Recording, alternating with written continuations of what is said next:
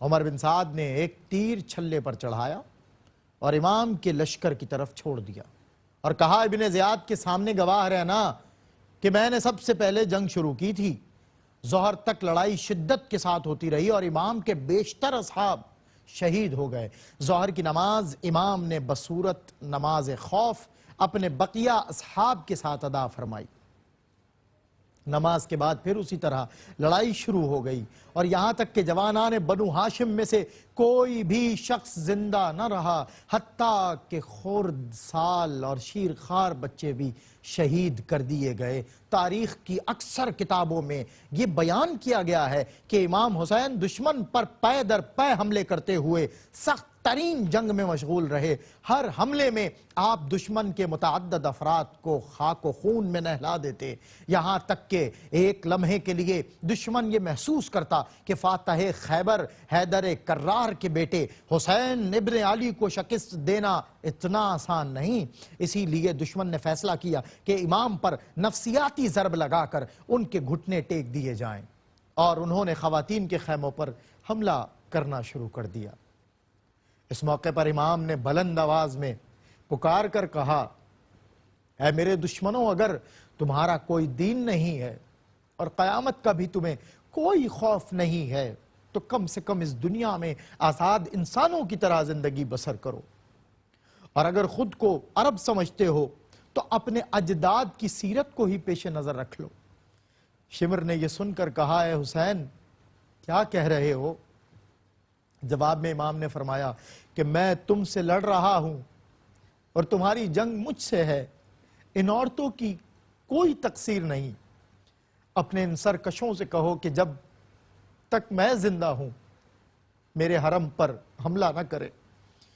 شمر نے کہا، فاطمہ کے بیٹے، میں تمہیں یہ حق دیتا ہوں۔ پھر اس نے اپنے سپاہیوں کو آواز دے کر کہا، ان کے حرم سے دور ہو جاؤ اور حسین پر حملہ کرو۔ اب امام کی حیات دنیاوی کے آخری لمحات قریب آ گئے۔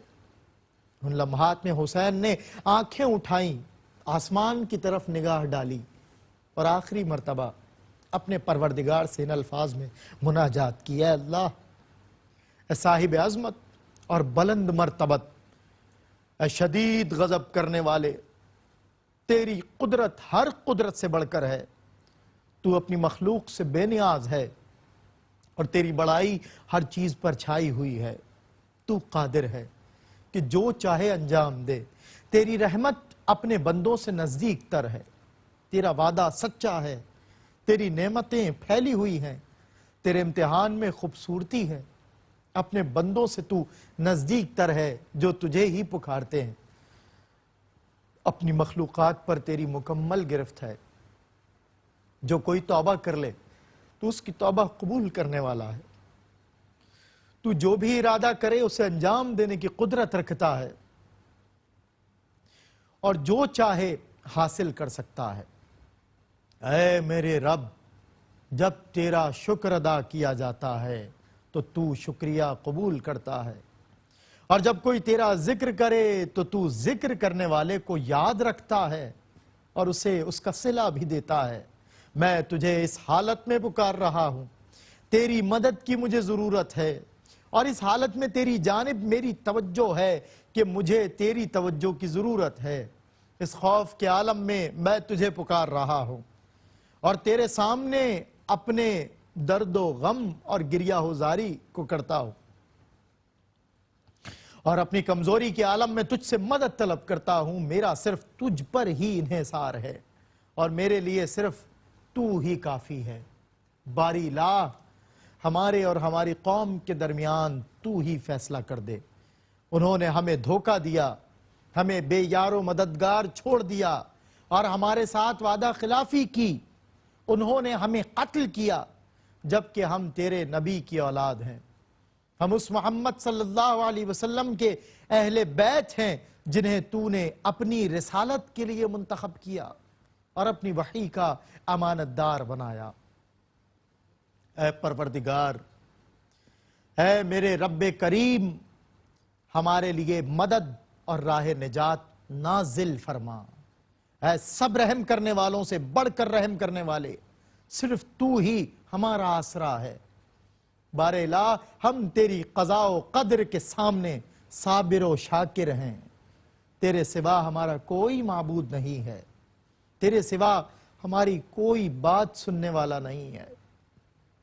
اے فریاد کرنے والوں کے فریاد رس، تیرے سوا کوئی پالنے والا نہیں ہے، میں صرف تیرے حکم پر صبر کرنے والا ہوں۔